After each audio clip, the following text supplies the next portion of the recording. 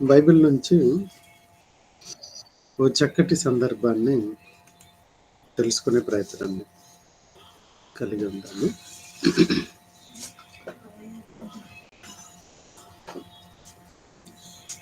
చాలా సందర్భాల్లో ఈవేళ చెప్తున్న అంశం ఏదైతే ఉందో ఇది మనందరికీ కూడా ఎదురయ్యే ఒక సమస్య. దాని సొల్యూషన్ కోసం చాలామంది చాలా రకాలుగా ప్రయత్నం చేస్తూ ఉంటారు. కానీ సొల్యూషన్ దొరకటం అనేది గొప్ప భాగ్యం. సొల్యూషన్ దొరకటం అనేది చాలా గొప్ప భాగ్యం. అందులో భాగంగా భూమి మీద ఒక సమస్యతో మనం ఎదురవుతున్నప్పుడు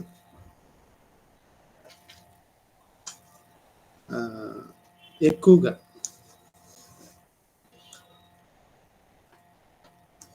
సమస్యలతో ఉన్నప్పుడు ఈ సమస్యకు సొల్యూషన్ ఎక్కడ దొరుకుతుంది అని వెతికే వాళ్ళు కొందరు, వెతకని వాళ్ళు వెతక్కోకుండా వాళ్ళ దగ్గరే సొల్యూషన్ ఉంది అనుకుని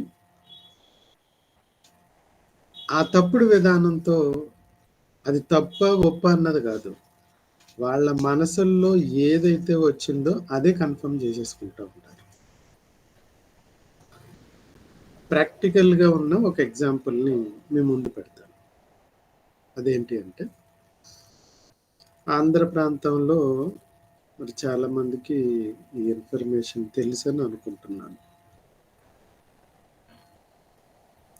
గత 2 రోజులుగా మేబీ 12 కూడా కాదు, 12, 13, 14 తేదీల్లో చాలా హాట్గా నడుస్తున్న ఒక ఇష్యూ.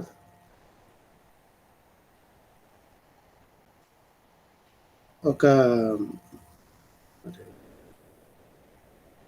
2 పిల్లలు కలిగిన ఒక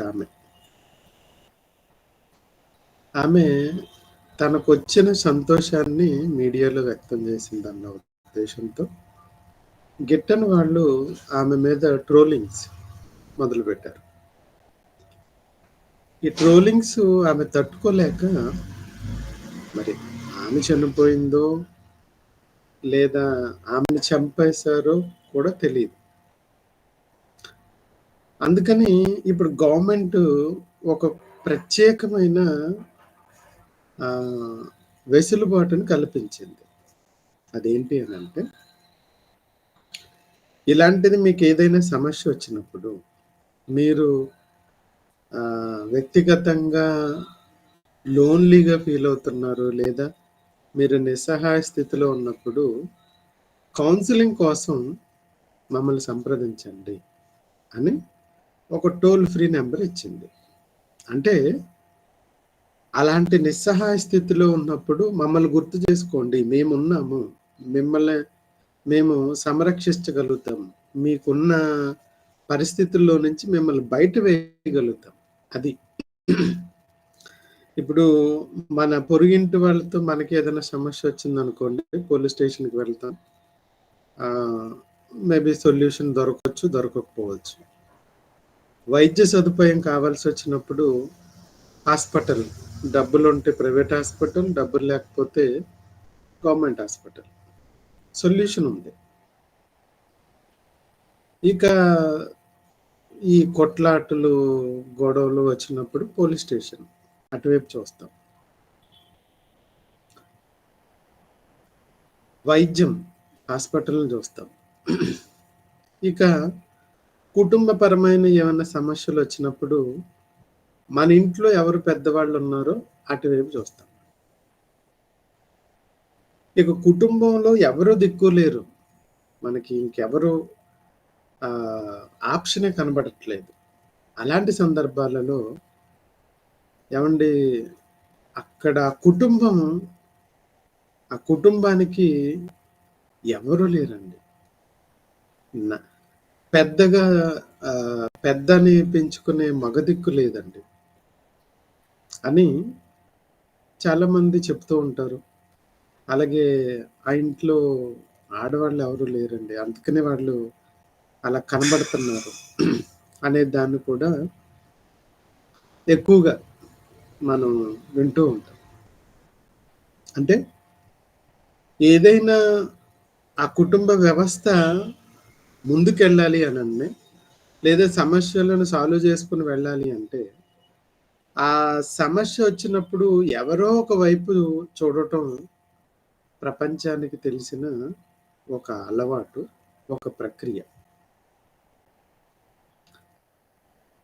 ఇప్పుడు మానవాళి అందరూ కూడా మానవాళ్ళందరూ కూడా ఏదైనా సమస్యొచ్చినప్పుడు ఎవరి వైపు చూడటానికి ఎక్కువగా మొగ్గు చూపిస్తారు అనంటే, భూమి మీద వర్షాకాలం వర్షాలు రాకపోతే ఆకాశం వైపు,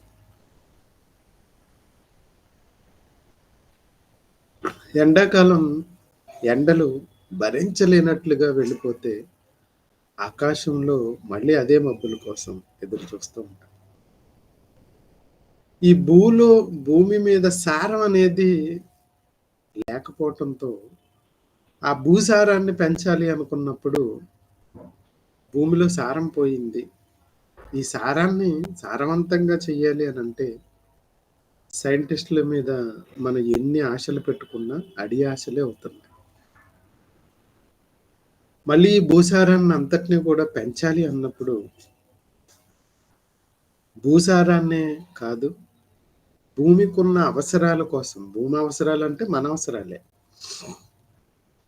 మన అవసరాల కోసం ఖచ్చితంగా మనం ఎవరిని చూస్తాము అనంటే, అందరూ అయిపోయిన తర్వాత లాస్ట్‌లో చివరిగా మిగిలిపోయే వ్యక్తి ఒక ఆయనున్నాడు. ఆయనే దేవుడు. మన బౌద్ధిక అవసరాల కోసం పెట్రోలియం నిల్వలు కావాలి. ఎక్కడ, ఎక్కడ, ఎక్కడ అని ఎవరింట్లోనూ చూడరు. దేవుడు కలుగజేసిన భూమి, ఆ భూమిలో ఏ ఏ ప్రదేశాల్లో ఎక్కడెక్కడ దొరుకుతాయని వెతుకుతూ ఉంటాం.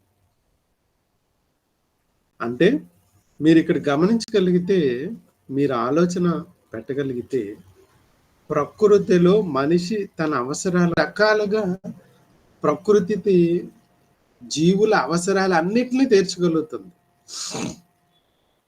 ప్రకృతి అన్ని అవసరాలను తీర్చగలుగుతుంది. ఇక్కడ ఒక ప్రాముఖ్యమైన అవసరం ఒకటుంది. ఆ ప్రాముఖ్యమైన అవసరం, ప్రాముఖ్యమైన ప్రక్రియ ఒకటుంది. దీన్ని మరి దేవుడు కోరుకుంటున్న దేవుడు కోరుకుంటున్న అవసరం. దేవుడు దేవుడికి కావాల్సిన ఒక చక్కటి మరి కోరిక. అదేంటి అంటే, తనకు పిల్లలు కావాలి అనే కోరిక. మనం కూడా చాలా సందర్భాల్లో పిల్లలు పుట్టలేనప్పుడు, పిల్లల కోసం ఎన్నో సందర్భాల్లో, ఎన్నో ప్లేసెస్, ఎన్నో హాస్పిటల్స్, ఎంతో మంది పెద్దలైన ఆశీర్వాదాలు, అలాగే నిష్ణాతులైన వారి సలహాలు తీసుకోవటానికి వెనకాడం. వెనకడుగు అసలు వెళ్ళు. ఆ దేవుడు తనకు పిల్లలు కావాలి అనే కోరికతో యావత్ భూమిని చేశాడు. యావత్ భూమిని. ఎందుకు అనగా, తనకు పిల్లలు కావాలన్న ఉద్దేశంతో ఈ భూమిని, ఆ భూమిలో ఉన్న జీవరాశులను, ఎందుకంటే ఆ జీవరాశులు లేకపోతే ఈ భూమి సమతుల్యతను దెబ్బతీస్తుంది. దీంట్లో మనం ఉండాలి అనంటే మొక్కలుండాలి, ఆ మొక్కలుండాలి అనంటే భూముండాలి, భూమిలో సారం ఉండాలి, నీళ్లుండాలి. ఎన్నో అవసరాలుండాలి. ఇవన్నీ అల్టిమేట్‌గా దేనికోసం అనంటే మనిషి. ఈ మనిషి ఎవరి కోసం అనంటే, ఆ కన్న తండ్రి అయిన దేవుని దగ్గరికి చేరుకోవటానికి ఈ భూమి ఒక మంచి ప్లాట్‌ఫార్మ్. అనగా దేవుడు కోరుకున్న ఆలోచన మేరకు, దేవుడు కోరుకున్న ఆలోచన మేరకు, ఆ కోరికను నెరవేర్చాలి అనంటే, దేవుడుకున్న కోరిక తనకు పిల్లలు కావాలన్న కోరిక మేరకు, మరి ఎవరు తన పిల్లలను తన దగ్గరికి చేర్చగలుగుతారు అనంటే, తన పిల్లలను తన దగ్గరికి చేర్చగలిగే వాళ్ళంటూ ఉన్నారు అనంటే, వాళ్ళెవరు? ఎక్కడుంటారు? ఏంటి అనంటే, తన పిల్లలను తాను పొందటం కోసం ఆయనే మనకు ఒక చక్కటి ఆదర్శం, ఒక మార్గం, ఒక చూపు లేదా ఒక దిక్కు. మనం ఎవరిని చూడగలుగుతామనంటే, మన తండ్రిని. మనకి నిస్సహాయ స్థితిలో మనం మన తండ్రి దగ్గరికి చేరుకోవాలి అని ఒకవేళ మనకు కూడా ఆలోచన కలిగుంటే, ఈ అతి భయంకరమైన భూమి, ఈ సమాజంలో ఉన్న కుట్రలు, కుతంత్రాలు మాని, చక్కటి సమతుల్యమైన వాతావరణంలో ఎలాంటి ఇబ్బందులు, ఎలాంటి సమస్యలు లేకుండా ప్రశాంతమైన వాతావరణం మనం పొందాలి అనంటే, భూమి మీద రోజు రోజుకి కూడా అలాంటి వాతావరణాన్ని మనం కోల్పోతున్నామనే చెప్పాలి. రోజు రోజుకి పరిస్థితులు బాగుపడట్లేదు. చిన్నాభిన్నమవుతున్నాయి. భయంకరంగా చేరుకుంటున్నాయి. చాలా భయంకరంగా చేరుకుంటున్నాయి. ఇలాంటి సందర్భంలో ఒక చక్కటి మార్గానికి మనం చేరుకోవాలి అని అనుకుంటే, ఆ తండ్రి చూపించిన మార్గం మనకొక చక్కటి మార్గం అవుతుంది. ఒక దిక్కు అవుతుంది. మనం మన తండ్రి దగ్గరికి చేరుకోవాలి అనుకున్నప్పుడు, ఆ దేవుడు మనలను ఎంతగా ప్రేమించాడు అనే విషయాన్ని ఒకసారి మనం గమనించగలిగితే ప్రియులారా, దేవుడు లోకమును ఎంతగానో ప్రేమించాడు. ఎంతగానో. మనలను ప్రేమించిన ఆయన మనల్ని తన దగ్గరికి చేర్చుకోవాలన్న ఉద్దేశంతో ఎప్పటికీ కష్టపడుతున్నాడు. ఇప్పటికీ మన కోసమే. అందుకనే వర్షపాతం ఎంత పడాలి? ఎండ ఎంత రావాలి? మంచు ఎంత పడాలి? ఏ జీవికి ఎంత ఆహారం కావాలి? ఎక్కడ దొరుకుతుంది? అనే అన్ని రకాల నిర్ణయాలు కూడా ఆయనే తీసుకుంటూ, యావత్ భూమిని నడిపిస్తూ, యావత్ సమాజాన్ని, జీవరాశులను అన్నిటిని కూడా ఆయనే పోషిస్తూ దాన్ని ముందుకు తీసుకెళ్తున్నాడు. ఒకవేళ మనం మన తండ్రి దగ్గరికి చేరుకోవాలి అని అనుకుంటే, మనకున్న ఏకైక ఒక మార్గము ఏదైనా ఉంది అనుకుంటే, ఆ తండ్రి చూపిస్తున్న మార్గం. మనకి ఎవ్వరూ లేరు ఈ విషయంలో అనుకుంటే, ఆ విషయంలో మనం మన తండ్రి దగ్గరికి చేరుకోవాలన్న విషయంలో, మన కన్న తండ్రి అయిన దేవుడు మనందరికీ కూడా ఒక చక్కటి మార్గదర్శకంగా కనబడుతున్నాడు. ఒక అవకాశంగా ఆయన మనం తీసుకోగలిగి ముందుకెళ్ళగలిగితే చాలా బాగుంటుంది. అలా ప్రేమిస్తున్న ఆ దేవుడు, అలా మనలందరినీ ప్రేమిస్తున్న దేవుడు, మన విషయంలో ఆయన ఇంకొక ఎడిషనల్ ఆప్షన్‌గా, ఇంకొక అవకాశంగా ఇంకొకరిని నియమించారు. ఏవండీ ఇప్పుడు మన దేశాన్ని పరిపాలించుకోవాలి అంటే, మన ప్రాంతాన్ని మనం బాగు చేసుకోవాలి అనుకుంటే, మనకి ఎన్నో వ్యవస్థలున్నాయి. ఒకటి కేంద్ర ప్రభుత్వం, రాష్ట్ర ప్రభుత్వం, గ్రామ పంచాయతీలు, వార్డు ఇలా ఎన్నో దశలు, మండలాలు ఇలా ఎన్నో రకాలైన ప్యారలల్ గవర్నమెంట్స్ నడుస్తూ ఉంటాయి. ఎందుకనంటే ప్రజలు ఇబ్బంది పడిపోకుండా ఎక్కడికక్కడ వాళ్ళు సురక్షితంగా ఉండాలి అన్న ఉద్దేశంతో. ఈవేళ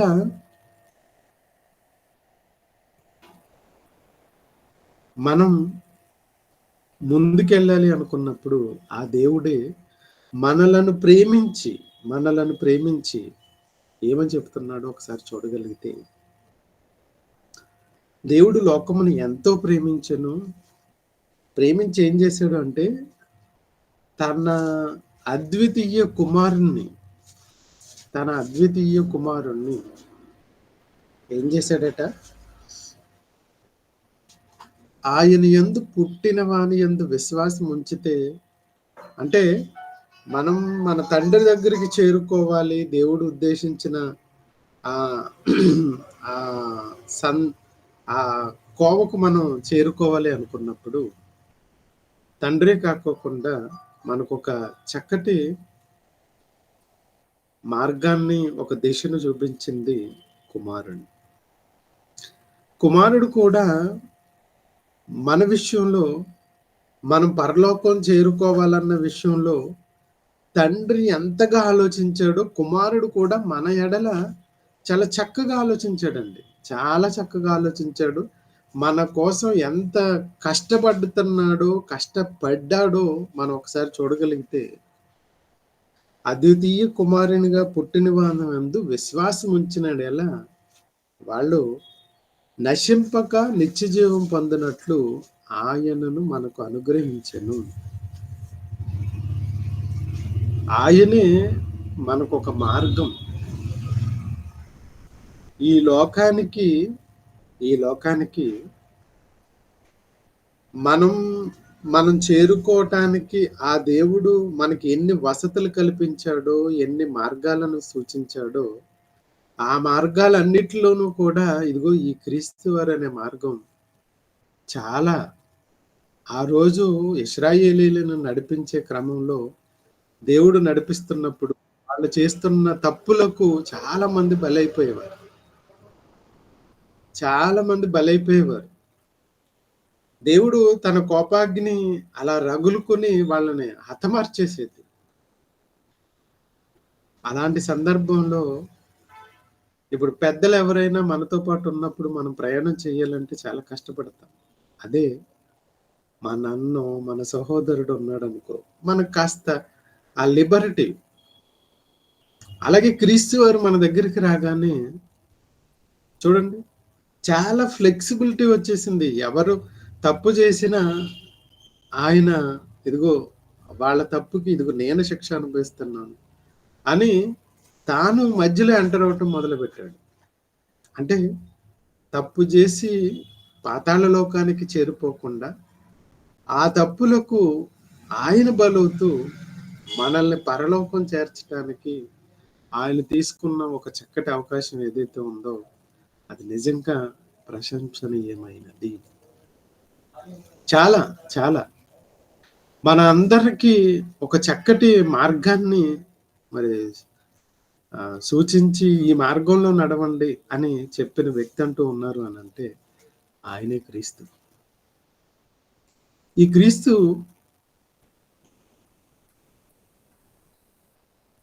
మానవుల ఎడల నాట్ ఓన్లీ ఇశ్రాయేలీలు, అన్ని జనులను కూడా తన హక్కును చేర్చుకుని వారిద్దరిని కూడా ఏకత్రాటి మీదకు తీసుకొచ్చి క్రైస్తవులు అనే ఒక చక్కటి నామకరణం చేసి తండ్రి దగ్గరకు చేరుకోవటానికి ఈయనొక చక్కటి దిక్కయ్యాడు. ఇక ఆయన ఒక్కడే కాకోకుండా ఆయన సూచించిన మార్గాలలో మనం ప్రయాణింప చెయ్యాలి అన్న ఉద్దేశంతో ఆయన వెళుతూ ఇదిగో నేను ఒక్కడనే కాదు, నా వెనకాల కూడా ఇంకొక ఆయన వస్తారు. ఆయనే పరిశుద్ధాత్ముడు. ఆయన మీకు నాకన్నా ఎక్కువ సహాయం చేస్తాడు. నాకన్నా ఎక్కువ. ఆయనే ఆ పరిశుద్ధాత్ముడే ఇదిగో మీరేం చెప్పాలనే విషయాలు మీకు బయలుపరుస్తాడు. అలాగే వాక్యం మీకు ఎలా అర్థం అవ్వాలో అనే విషయాన్ని కూడా ఆయనే సర్వసత్యమును మీకు విశదపరచును. నేనైతే కొన్ని సందర్భాలే చెప్పాను మీకు. నేనైతే కొన్ని సందర్భాలే. కానీ నా వెనకాల రాబోయే ఆయన ఉన్నారు చూసారా? ఆయన ఎంత గొప్పవాడు అనంటే, మీరు బాప్తిస్మం తీసుకున్నది మొదలు మీతోటే ఉండిపోతాడు. మీతో ఉంటాడు. మీకు ఎక్కడైతే వాక్యపు సందర్భాలు అర్థం కాలేదో, మన మధ్యనే సంచరిస్తూ మనతోటే ఆ వాక్యంలో ఉన్న ఆయా సందర్భాలను విశదపరచడానికి సహకారిగా ఉంటాడు. చూడండి, తండ్రి, కుమారులు, పరిశుద్ధాత్ముడు ఏ విధంగా మనకి సహకారులుగా మనం చేరుకోవాలి అనుకుంటున్న ఆ లోకాలకు చేరుకోవటానికి ఎంత కష్టపడుతున్నారో మీరు ఒక్కసారి చూడగలిగితే చాలా ఆశ్చర్యం అనిపిస్తుంది ప్రియులారా. చాలా ఆశ్చర్యం అనిపిస్తుంది. మరి పరిశుద్ధాత్ములు, తర్వాత క్రీస్తు తండ్రి, వీళ్ళు మన ఎడలు ఎంతగా పనిచేస్తున్నారా అని అంటే, అవునండి, చాలా ఆయా విషయాల్లో మనకి చాలా కష్టపడుతున్నారు అని మనం ఖచ్చితంగా గుర్తించవచ్చు. వీళ్ళైనా వీళ్ళకి మించి ఇంకెవరూ లేరా అని ఒకవేళ మనం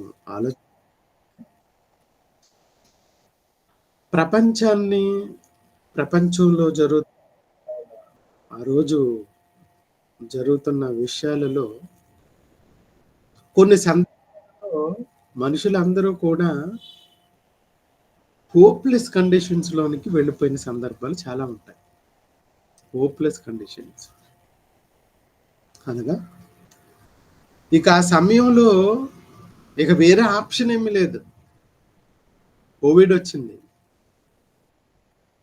ఇక వేరే ఆప్షన్ ఏం లేదు. మనం అందరం ఇళ్లల్లో ఉండటం.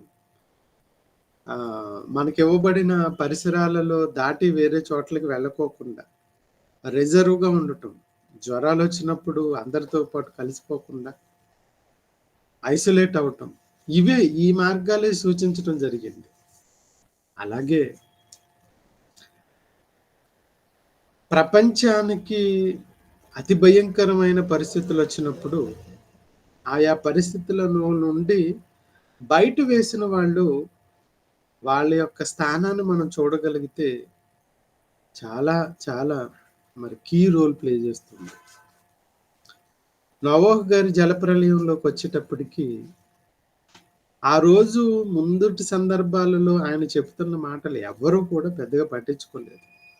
ఎప్పుడైతే వర్షం ప్రారంభమైందో, ఇక ప్రారంభం అవుతుంది అనుకున్నప్పుడు జంతువులు గుర్తించగలిగాయి. ప్రమాదాలను జంతువులు గుర్తించగలిగాయి. ఏది సేఫెస్ట్ ప్లేసు, ఏది ఏది ఏది అని ఆ రోజు జంతువులన్నీ కూడా నోవహు ఓడలోనికి వెళ్ళిపోతానికి మార్గాన్ని చూసుకున్నాయి. ఆ రోజు ప్రపంచం మొత్తానికి, ప్రపంచంలో ఉన్న జతలు కలిగిన ఆ జీవులన్నిటికీ కూడా నోవహే దిక్కయ్యాడు.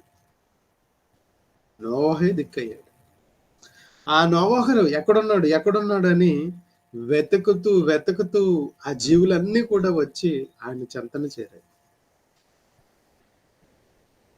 మనిషి చేరలేకపోయాడు. తన కుటుంబం తప్ప మిగిలిన వాళ్ళు ఎవ్వరూ కూడా నోవహుని గుర్తించలేకపోయారు. నేడున్న సమాజంలో చాలా మంది దేవుని వాక్యాన్ని చెబుతున్నప్పుడు మన తోటి వాళ్ళు ఎవరు కూడా మనం చెప్తున్న మాటలకు పెద్దగా ఇంట్రెస్ట్ చూపించరు. ఎందుకనంటే ఆ రోజు నోవహు ఎడల ఎలా అయితే చూపించారో అవిధేయత, ఈ రోజు కూడా సేమ్ అదే అవిధేయత మీ ఎడల, మన ఎడల, వాక్యం చెప్పేవారి ఎడల ఉండటం గమనార్హం. అది ఉంటుంది. ఖచ్చితంగా ఉంటుంది. ఎందుకంటే అలాంటి దశ వారిది. యావత్ ప్రపంచం కరువుతో కొట్టుమిట్లాడిపోతుంది. ఇక రాబోయే రోజుల్లో 7 సంవత్సరాల పాటు వర్షం రాదు.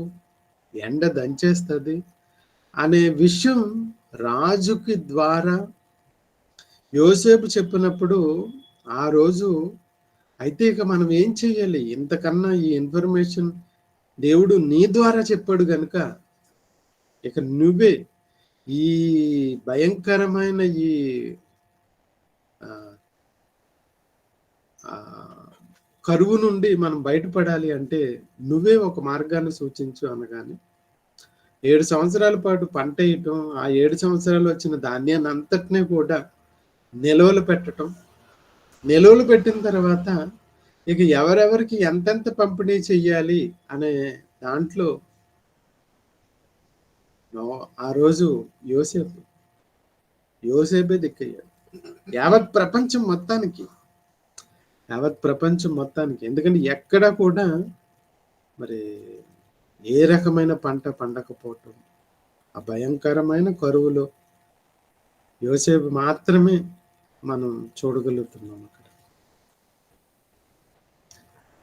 ఇక బానిసర్గపు చెరలో నిమగ్నమైపోయి నిండిపోయి ఉన్న ఆ రోజు ఇశ్రాయేలీలందరినీ కూడా దాదాపు 6,00,000 కాల్బలం ఉన్నారు అనంటే, మరి వాళ్ళకి ఒక ఇద్దరు పిల్లలున్నా, ఒక ఇద్దరు తల్లిదండ్రులున్నా 6 ఇంటూ నలుగురేసుకోండి. దాదాపు 25,00,000 మంది. ఈ 25,00,000 మందికి వాళ్ళని ఒక చక్కటి మార్గంలో నడిపించటానికి, వాళ్ళకి విడుదల పొందించటానికి ఆ రోజు ఎంచుకోబడిన ఒక వ్యక్తి అంటూ ఉన్నాడు అంటే ఆయనే మోషే. మోషే ప్రియులారా. ఒకవేళ మోషే మాట వినకపోతే ఆ రోజు వాళ్ళందరికీ కూడా విడుదల వచ్చేదే కాదు. ఆ ఒక్కడే వీళ్ళందరిని విడిపించుకొచ్చాడు. విడిపించుకొని వచ్చిన తర్వాత ఆయన చెప్పిన మాటల యందు వీళ్ళు పెద్దగా లక్ష్యం ఉంచకపోవటంతో అరణ్యంలో చాలా ఇబ్బంది పడిపోయారు. చాలా, చాలా, చాలా అంటే చాలా ఇబ్బంది పడిపోయారు. ఎంతమంది రాలిపోయారు మోషే చెప్పిన మాటలు నమ్మక అనంటే, బయలుదేరిన 6,00,000 కాల్బలము కూడా ఆ ఎడారిలోనే సమాధైపోయారు. కేవలం ఇద్దరు మాత్రమే వాగ్దానం ఇచ్చిన దేశంలోనికి వెళ్ళటానికి అవకాశం కలిగింది. ఎందుకనంటే రాలిపోయారు. అంటే ఇక్కడ ఆ రోజు ఆ 25,00,000 మంది అనుకుంటే 6,00,000 మంది కాల్బలం అనుకుని వారితో పాటు పిల్లలు, వృద్ధులు, స్త్రీలు వీళ్ళందరినీ లెక్కేసుకుంటే 25,00,000 మంది అనుకుంటే వీళ్ళందరూ కూడా వీళ్ళందరినీ నడిపించటానికి, వీళ్ళందరూ ఫాలో అవటానికి ఆ రోజు ఒకే ఒక్కడు మోషే. ఆ మోషే ద్వారానే వీళ్ళు రక్షణలోనికి వెళ్ళటానికి అవకాశం కలిగింది. ఆ రోజు నోవాహు, ఆ తర్వాత యోసేపు, ఆ తర్వాత మోషే. ఇక ఆ తర్వాత వచ్చిన ఎన్నో సందర్భాలలో ఇశ్రాయేలీలందరినీ కూడా గట్టెక్కించడానికి అనేక మంది న్యాయాధిపతులు, రాజులు అయ్యారు. ఆసరా అయ్యారు. అంటే ఇక్కడ ఆ దేవుడితో పాటు కొంతమంది మనుషుల కీ రోల్ అనేక మందిని రక్షించటానికి అవకాశంగా, దిక్కుగా కనబడుతున్నారని మనకి ఇక్కడ అర్థమవుతుంది. మరి ఈవేళ మనలందరినీ కూడా ఈ రక్షణ మార్గంలోనికి తీసుకెళ్ళటానికి ఎవరైనా మనకేమన్నా సహకారులుగా లేదా మనకి ఒక మార్గాన్ని సూచించే వారు ఎవరైనా ఉన్నారా అని అంటే ఉన్నారు. వాళ్ళని దేవుడు ఏమని రాయించాడో ఒకసారి చూడగలిగితే యోధా పత్రిక మొదటి అధ్యాయం 23 వచనం. యోధా పత్రిక మొదటి అధ్యాయం 23 వచనం. అగ్నిలో నుండి లాగాలి మీరు. అగ్నిలో నుండి కొందరిని అంటే రక్షించాలి. మీ ద్వారా మీరు రక్షించాలి అనుకుంటే రక్షించొచ్చు. మీకు కూడా ఇక్కడున్న భూమి మీద ఉన్న కొంతమందికి అవకాశాన్ని ఇచ్చాను. వాళ్ళు అగ్నిలో నుండి కొందరిని లాగినట్లు చదవము. మీలో నుండి కొందరిని లాగినట్లు కొందరిని రక్షించండి. శరీర సంబంధమైన వారి అపవిత్ర ప్రవర్తనకి ఏమాత్రం దాన్ని అసహించుకొనొచ్చు. భయముతో కొందరిని కరుణించుడి. భయముతో కొందరిని కరుణించండి. కొంతమంది శరీర సంబంధమైన అపవిత్ర ప్రవర్తనకు ఏమాత్రము నొచ్చుకొనక దాన్ని అసహించుకోండి. భయముతో కొందరిని రక్షించండి. వాళ్ళు అటు ఇటు మరి కాస్త తెలుసుకోలేని దశలో ఉన్నప్పుడు మీరు రూఢీపరచండి. ఇప్పుడు ఈ వేళ రోజున మరి తండ్రి ఉన్నాడు, కుమారుడు ఉన్నాడు, పరిశుద్ధాత్ముడు ఉన్నాడు. వీళ్ళందరూ రక్షించగలరు. ఎప్పుడో తెలుసా? ఈ క్రైస్తవుడైన వాడు కనికరించి వాక్యాన్ని చెప్పి ఆ వాక్యానికి ఎందరైతే ఆకర్షితులవుతారో వారందరినీ వీళ్ళందరూ రక్షించగలరు. దేవుడైనా, పరిశుద్ధాత్ముడైనా, క్రీస్తైనా రక్షించాలి అని అంటే ఆ రక్షణ ప్రాసెస్ ఎక్కడ స్టార్ట్ అవుతుందో తెలుసా? ఇదిగో ఇక్కడ భూమి మీద ఉన్న క్రైస్తవుడు వాళ్ళని, అంటే యావత్ ప్రపంచానికి అంతటికీ కూడా ఈ వేళ రక్షణ మార్గంలోనికి వెళ్ళటానికి ఒక అవకాశం అంటూ ఉంది అని అంటే ఆ అవకాశం ఇదిగో ఈ క్రైస్తవుడు వాళ్ళని. అలాంటి క్రైస్తవుడు ఒకవేళ నిజంగా నిస్సహాయ స్థితిలోకి వెళ్ళిపోయి రక్షించలేని దశలోకి వెళ్ళిపోయి ఆ రక్షణ మార్గాన్నే చేపట్టకపోతే ఎంతమంది నాశనానికి వెళ్ళిపోతారో ఒకసారి ఆలోచన చేయండి. సందేహపడే వాళ్ళ మీద కనికరం చూపించండి. వాళ్ళకి తెలియనప్పుడు చెప్పటానికి ఎవరో పెట్టిన ఒక చిన్నపాటి శ్రమను అసలు పెద్ద కన్సిడర్ చేయకండి. ఎవరో ఏదో అన్నారండి, ఒక ఊరికి వెళ్తే మమ్మల్ని రానివ్వలేదండి, ఆ ఊరు వెళ్ళినప్పుడు మమ్మల్ని తిట్టారండి, అవసరమైతే కొట్టడానికి కూడా వచ్చారండి. ఈ చిన్నవి అతన్ని రక్షించే భాగ్యంలో, ఒకరిని రక్షించే భాగ్యంలో మనం పడుతున్న ఈ శ్రమ చాలా చిన్నది. ఇప్పుడు మనం హాస్పిటల్కి వెళ్తాం. హాస్పిటల్కి వెళ్ళగానే ఆయన ఒక మందు రాస్తాడు. మందు ఏంటి అంటే, ఏమంటే మీకు బాగాలేదు కాబట్టి ఒక సూది మందు వేయాలి. అమ్మ సూదేస్తే ఆయన గుచ్చుకుంటుంది, నొప్పి వస్తుంది అనుకున్నప్పుడు నర్సు మనకి ఇంజెక్షన్ చేయకుండా ఉండదు. ఏంటండి మీకు ప్రాణం పోయే పరిస్థితుల్లో సూది మందు వేయటం పెద్ద విషయం అనుకుంటారు? అక్కడ ఉన్న చుట్టుపక్కల ఉన్న వాళ్ళందరూ కూడా, అమ్మో ఈవిడ చాలా గుచ్చేస్తుంది, వద్దమ్మా గుచ్చుకోకుండా ఏదన్నా ఉందా టాబ్లెట్ అని, ప్లీజ్ మీరు కాసేపు మాట్లాడకండి, మీరు బయట ఉండండి అంటారు. లోపలికి తీసుకెళ్తారు, అంతే, ఒక పోటు పొడుస్తారు.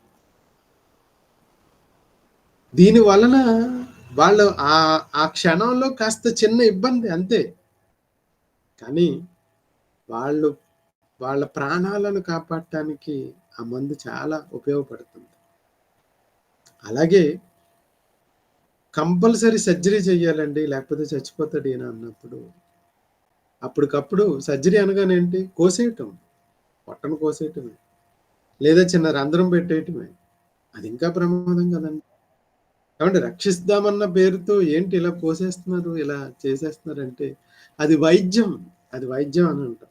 అలాగే మనల్ని రక్షించాలి, కొందరు రక్షించాలి అనుకున్నప్పుడు చిన్నపాటి శ్రమ ఉంటుంది, చిన్నపాటి ఇబ్బంది ఉంటుంది. దానికి నువ్వు ఇబ్బంది పడిపోతూ నువ్వు ఆగిపోతే ఎలా? అక్కడ అనవసరంగా ప్రాణాలు పోతున్నాయి కదా! ఎవరో ఒకళ్ళిద్దరు వ్యతిరేకించారు. ఇంగ్లీష్ మెడిసిన్‌కి సపోజ్ సహకరించలేదు. ఓకే. వాళ్ళిద్దరిని పక్కన పెట్టండి. మిగిలిన వాళ్ళు రక్షించండి. చాలా మందున్నారుగా. కనుక ప్రియులారా, ఇలాంటి విషయాల్లో కాస్త మెచ్యూరిటీ, అవగాహన తెచ్చుకొని, ఈవేళ దేశంలో, ప్రపంచంలో మన చుట్టుపక్కల ఉన్న వాళ్ళని మనం రక్షించుకోవాలి అనంటే, ఇదిగో ఇదొక్కటే మార్గం. ఇక్కడ వాళ్ళందరికీ కూడా మనమే దిక్కు. కనుక ప్రపంచానికి వీరు క్రైస్తవులు, అలాగే క్రీస్తువారు, పరిశుద్ధాత్ముడు, దేవుడు దిక్కులుగా కనబడుతున్నారు. నిస్సహాయ స్థితిలో వాళ్ళని రక్షించాలి అన్న ఉద్దేశంతో మనం తీసుకునే ఈ చిన్నపాటి నిర్ణయం వాళ్ళ జీవితాల్లో చాలా గొప్ప వెలుగును నింపబోయే అవకాశాన్ని సంతరించుకుంటుంది. కనుక అలాంటి అవకాశాన్ని మనం దుర్వినియోగపరుచుకోకుండా, అవకాశం ఉన్నప్పుడు కనికరం చూపించాలి. సందేహపడే వాళ్ళ మీద కనికరం చూపించాలి. అలా కనికరాన్ని చూపించి మన ప్రియులను, మన వాళ్ళను మనం రక్షించుకుందాం.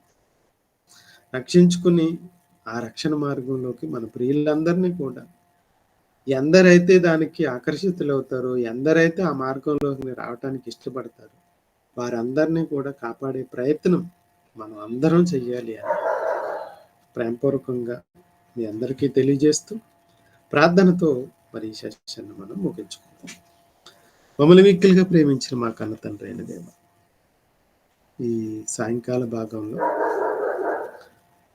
లోకానికి దిక్కులుగా ఉన్న వారిని నిస్సహాయ స్థితిలో రక్షించబడటానికి ఎవరెవరైతే ఉన్నారో అనే విషయాన్ని మీ ప్రియులకు తెలియజేయటానికి అవకాశాన్ని తీసుకున్నాం. వారికి నేర్పిస్తున్నాం. వారు కూడా ఈ మాటలు విన్న తర్వాత వారి జీవితాలలో ఎల్లవేళలా ఆ రక్షణ మార్గాన్ని కొందరికైనా పరిచయం చేసి, కొందరినైనా రక్షించగలిగే భాగ్యాన్ని మా ప్రియులందరికీ అనుగ్రహించండి. ఈ రక్షణ మార్గానికి ఎందరైతే దూరం అయ్యారో వారందరినీ కూడా మీ చెంతకు చేర్చి, మీ చేతులు తీసుకొచ్చి, మీ చేతుల్లోనికి మీ ప్రియ బిడ్డలను తీసుకొచ్చే చక్కటి అవకాశాన్ని మా ప్రియులు ఎవ్వరూ కూడా జారవిడుచుకోకుండా దానికి తగిన న్యాయాన్ని చేసేవారుగా ఉండాలి అని, ఆ విషయంలో మాకు కావాల్సిన ఈవులన్నిటిని మాకు అనుగ్రహించమని, మీ కృపాక్షేమాలు మాపై ఉంచమని క్రీస్తు వారి పేరటి ప్రార్థన అడుగుచున్నాం తండ్రి. అందరికీ వందనాలు. సెలవు.